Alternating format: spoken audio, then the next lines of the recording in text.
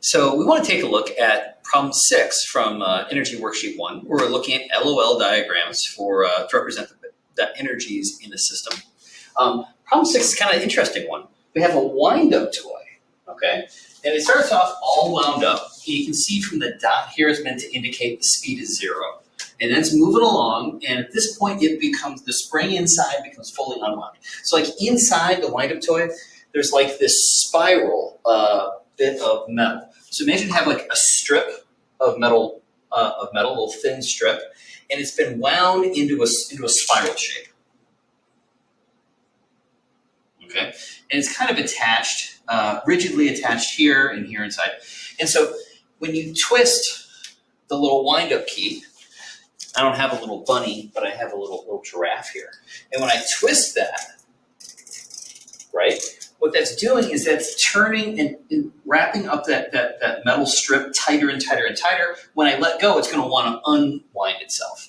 Okay, and that's what's going to drive the little legs on this guy. All right, now this thing, as it drives along, it's going to go faster and faster and faster. At some point, the spring will become fully unwound, and then it's just going to keep going. And see that arrow gets shorter, it's getting slower, and then eventually comes to a stop. Okay, let's do a stop. So that's what's happening in the problem. So the first thing I want to do when I solve an energy problem, once I have my sketch, is I want to go ahead and assign my system. I got to determine what's the system I'm going to analyze.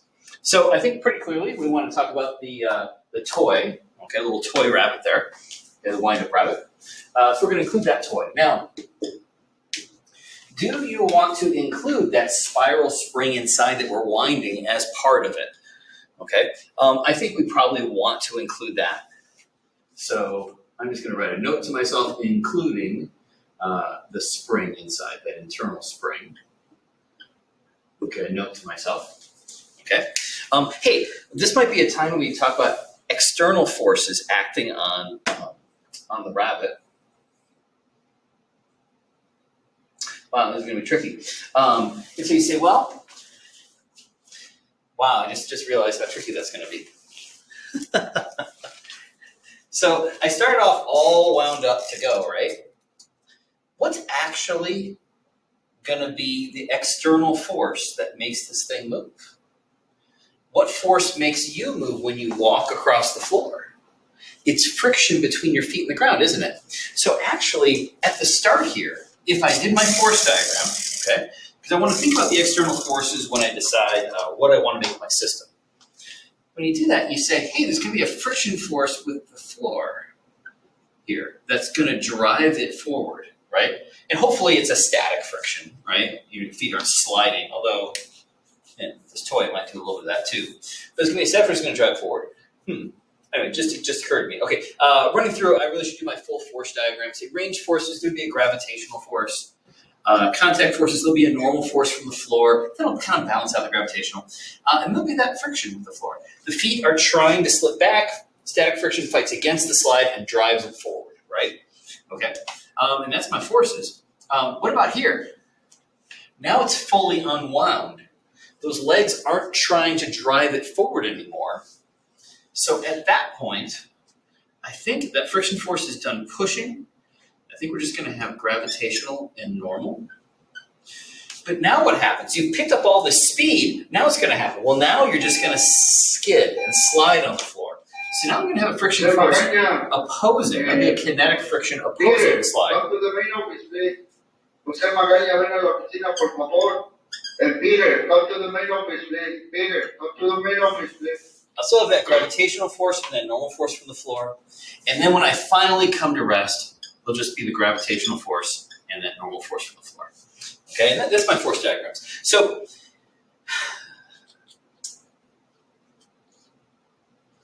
I think that's what we're looking at here. Wow. Yep. That's what we're looking at here. Okay, so when I think about this, we'll say range for, so what we talked about before is that oftentimes it's a good idea to extend your system, expand your system, include more things, so those external forces aren't external anymore, so I don't have to worry about them doing work. All right? So I might want to extend, so what else might I want to include? Do I want to include the Earth in my system? Well, I could. It certainly wouldn't hurt anything to include it, but it's not really necessary. Is this external force of gravity going to be doing work on my system? That is, work is the energy that gets transferred in or out of a system. Is gravity going to be transferring energy in or out of my system? And in this case, you say, is gravity helping the rabbit to go faster or go slower? Is it changing the speed? It's not. It's not. It's not doing any work. Neither is this normal force. So I don't need to expand my system to include the gravitational force, or the floor for those reasons. Now, I do have these friction forces. A static friction as it's walking forward, keeping its foot from slipping, right? Static friction driving me forward. And I have this kinetic friction when we're sliding to a stop. Now, friction between the rabbit and the floor, as we're sliding, that is certainly going to be lots of little mini collisions. The surfaces are just sliding past each other, and that's going to generate thermal energy. And I hate having thermal energy interacting with something outside the system, because it's always a challenge to figure out how much stays in the rabbit and then the toy and how much goes out of the system. So I really do kind of want to include the floor so that I don't have to deal with that. Okay, so I can have my energy stay in the system. So I'm going to expand my system to include the floor. All right. Perhaps later we can talk about what we would do if we didn't include the floor. But for now, I'm going to include it. All right. So if I do that, let's now, you say, I've now included everything that's interacting. And so I know I'm not going to have any energy going in or out of the system. And so my total energy is going to stay the same. I don't have any energy transferring in or out, no work being done. So my energy transfer diagram is done. I don't need to draw any arrows. Okay. Again, gravity, the Earth is pulling perpendicular to the motion, and that means it's not going to help speed it up or slow it down. So don't need to worry about it for energy. All right. Let's talk about the types of energy and whether we need to include them or not. Do we need to include kinetic energy? Again, we're only going to include energies if they're changing. Is the kinetic energy changing in this problem? And you would say, the way I can tell is I know that for kinetic energy, that's proportional to mass and speed squared. You see, I am changing the speed as we go along. Look, the speed is at rest, moving quickly, moving slower, stop. So the kinetic energy will be changing, so I do need to analyze the kinetic energy. Okay, what about gravitational potential energy? Do I need to analyze that? Gravitational potential energy is proportional to mass and the field strength and the height. Are any of these changing in this problem? Nope, so I don't need to include UG. What about elastic potential energy?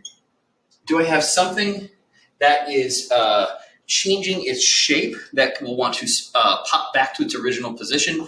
And he said, yeah, that internal spring in the toy, right?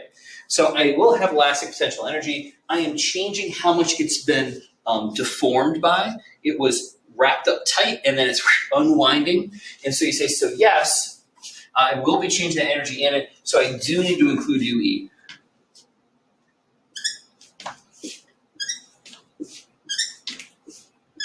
Okay, do I have chemical potential energy changing? You say, well, that's only if I rearrange the chemical bonds, I have a chemical reaction. There is no chemical reaction going on here. I don't need to include UC.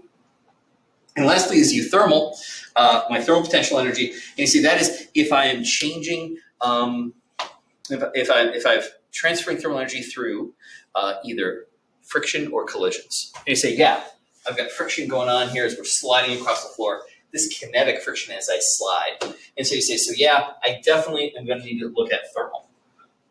So I'm going to put thermal on here. All right, and those are the three types of energy we're analyzing in this problem. All right, so let's go ahead and assign some values here.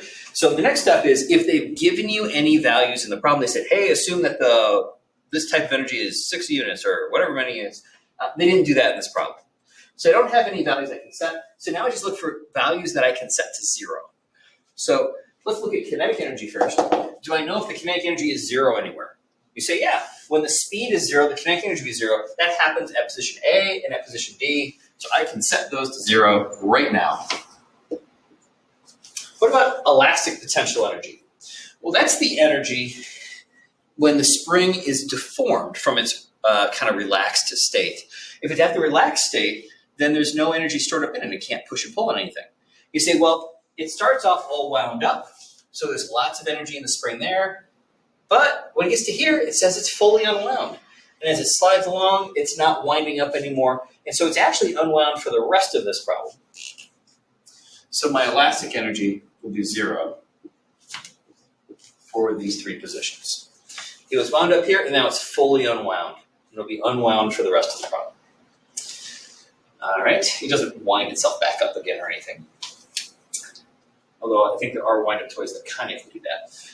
And then, so we don't know the value here. And then thermal, you say, well, thermal is going to happen when I have friction or collisions. And you say, well, do I have rubbing going on here? Well, I guess, you know what? I messed up my force diagram here. Well, no, it'd be fine. Okay. Is this friction, well, I'm including the floor in my system, so I don't have to worry about thermal energy leaving the system, right? Everything that's interacting and sliding across each other is included in my system. I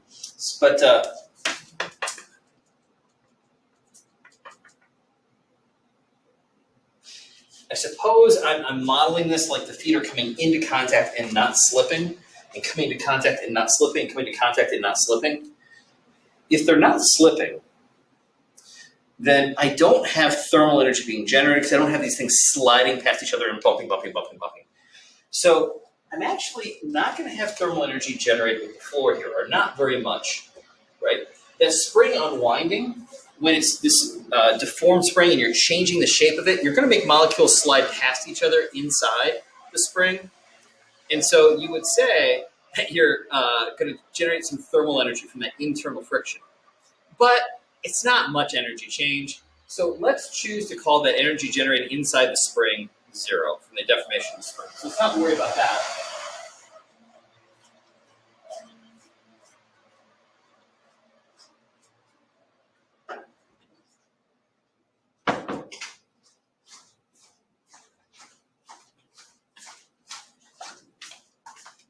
So, but in here though, it's going to be sliding along. And so I'm going to be generating some thermal energy there. So what usually tends to work out well with thermal energy, we know that thermal energy is the energy because of the wiggles and jiggles of the particles in something. And the particles in matter are always moving. If those particles weren't moving at all, we know that happens at absolute 0, at 0 Kelvin, negative 273.15 degrees Celsius. You're like, this is obviously warmer than that. But even though that's where truly we would say the thermal energy was 0, is at 0 Kelvin, we don't have to set that as the 0 level for our problems. It's okay to have like a reference level that we compare our thermal energy against. And usually it's a nice idea to call the thermal energy at the start of the problem and call that the 0 level. So that's what we're going to do. We're going to choose to set the thermal energy at position A at 0. Just gives us something nice to base everything off to compare our thermal energy to. Okay, now, so there we go. Are there any of those zeros I can assign? Well, if this rabbit is coming and it's stepping and stepping and stepping and it's not skidding, I don't know how realistic that is for a wind-up toy, really, to not have any skidding going on with the feet. But if I treated it that way, I think it's got nice little rubber bottoms on the feet, then there wouldn't be any thermal energy necessarily being generated from here to here. Not enough to really significantly worry about. Okay. However, once it's fully unwound, it was moving along, and now it's just going to skid and slide and slide. We'll generate some thermal there. So, at position A, all the energy, there's no kinetic, there's no thermal, all the energy is inelastic in the spring. Now, we don't have any other values we can assign, unless I want to say that no thermal was generated from here to here, in which case I would make this 0. You could make the argument that real toys like this, that those little feet, right, when they go, that they don't make nice contact and they skid a little bit as they move. You could make that argument. And then I would say, okay, there's a little thermal generated from here. I wouldn't make this 0. I'd give it a little thermal. But I'm going to choose to treat it as if it's moving without sliding here from A to B. Okay, so at this point, we don't have any other values, so we just have to choose a value to use for the elastic energy here. What value should we choose? You already know that I think 12 is a great value to use because it's easily divisible by a lot of numbers, so I'm going to set this to 12. Again, this is an arbitrary value that I just chose. At this point, you say, look, we don't have any energy entering or leaving our system because the way we expand our system, so that total energy will stay the same all the way through the 4 positions. So if I got 12 here, and I look over here, the total energy's got to be 12. I got 0, 0. This must be 12. If you wanted to argue that there's a little bit of rubbing going on with the feet in the ground, I wouldn't fault you for that, because I mean, I'm kind of torn on it myself. If there is, you're saying there is some skidding going on, then some energy would go into thermal. This would be a little less than 12. We'd have some in thermal. Okay, and that's okay if you want to do it that way. In fact, am I going to change my mind and do it that way? All right, I'll change my mind and do it that way. Let's say a little bit went into thermal.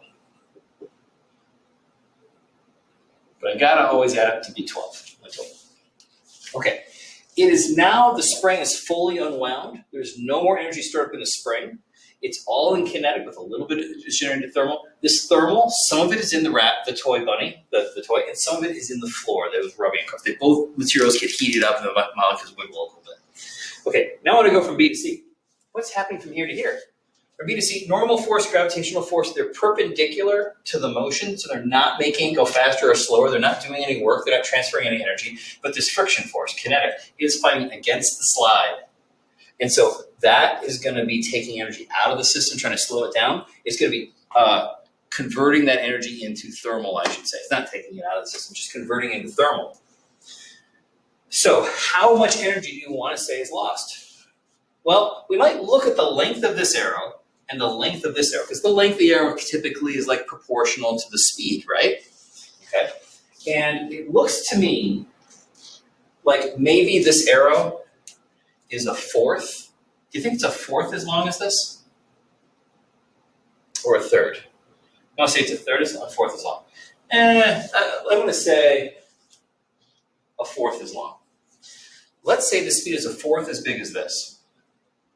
Then how much kinetic energy do we have here compared to here?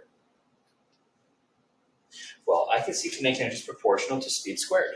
So if I have a fourth of the speed, I'm going to square that. I'd have to have a 4 squared at the bottom here. I'll have 1/16 of the kinetic energy. And so instead of 10, I'll have whatever 10 over 16 is.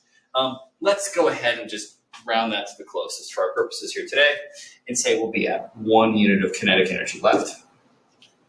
Where are the other 11 units? In thermal. Combined in the thermal of thermal energy in the toy and in the floor. And at the last position, we have no kinetic, no elastic left. All of the energy is converted to thermal. So we'll have 12 units of thermal there. Okay. All right. And that's it. That's the way that problem worked out. Could I have done this a little differently? Yeah, if I didn't include the floor in the problem, okay, then how would that have changed this? Well, then that friction force would have been an external force here as we're sliding along, would have been pushing on it while it moves through a distance. It would have been taking energy out of the system, okay? And so some of that thermal that was generated would be still heating up the system, heating up the toy. I'm saying if I don't include the floor. How would that change the problem? Well, some of this energy would be leaving the system, heating up the floor. How much would go into the floor, how much would go into the bunny? It's not necessarily an even amount in both. Because different materials transfer energy away from the surface, it might transfer more slowly in the toy than in the floor. And so heat would tend to transfer, it'll affect the rate of heat transfer. And so that might affect then, how much that energy flows one way versus the other. One material might heat up quicker than the other one, and heat tends to flow from hot to cold, high temperature to low temperature. And so it'll affect the rate of heat flow between. So it's not necessarily split evenly. I think I'm gonna, not knowing any better though, I think I'm gonna split it evenly in this problem. So this 2 units of energy that convert to thermal, maybe half went into the rabbit and half went into the toy. So if I'm doing this problem with the floor not part of my system, then I would only have 1 unit there. Where did that other one go? It left the system, okay? And that's heating the floor. The variable we use for heat is often Q. Any energy leaving the system we will call work in this course. It's not be that particular, called Q for heat. But we said it's going to be work done by that kinetic friction force. And so from A to B, 1 unit. This is during A to B. What about during B to C? Well, presumably if we're saying half the energy was lost, right? We're going from the original sketch 2 to 11, we're losing 9 more units of energy. Say 4.5 more go to the floor. So then I'll be at, so I'll be at 5.5. Okay, and another 4.5 would have gone. I wouldn't normally break this down like this, but another 4.5 would go, leave the system. So now the system's lost 5.5. Look, 5.5 plus 5.5 is 11 plus 1, 12, the original energy. Okay, and now from here to here, if half of this has gone to the floor, this will be at 6 only. And that other 6 will have left. I've lost another half a unit going from C to D. Another half would have left. So if I'm going to do one transfer diagram for the whole thing, I wouldn't bother breaking it down like this. I would just mark this as 6 units that left to the floor. Okay, and so I'll have 12 at the start. I'll have 6 units of energy in the toy at the end. Those are 6 units of thermal in the toy at the end. If I was going to do it that way. You can, if you want, to be pickier. You notice how we broke it down? We talked about the energy transfer at each of these steps. You could draw separate energy transfer diagrams. What happens between A and B, between B and C, between C and D. You get this LOL, right? And have 3 transfer diagrams, right? We could show that 1 unit leaving here and that 4.5, was it 4.5 more, I think, leaving here. And that last one, this was 1, and that half a unit leaving here. If you wanted to, you could split up like that, be pickier. But I think I'm just going to draw the overall one from the very start to the very end. This was the energy that was transferred out. Okay, so we kind of looked at this problem a couple different ways. Based on like how we set up our system, you can see that the way you set your system is actually really important in these problems. And people might solve them different ways. Okay, and that's all right. That's all right. Okay.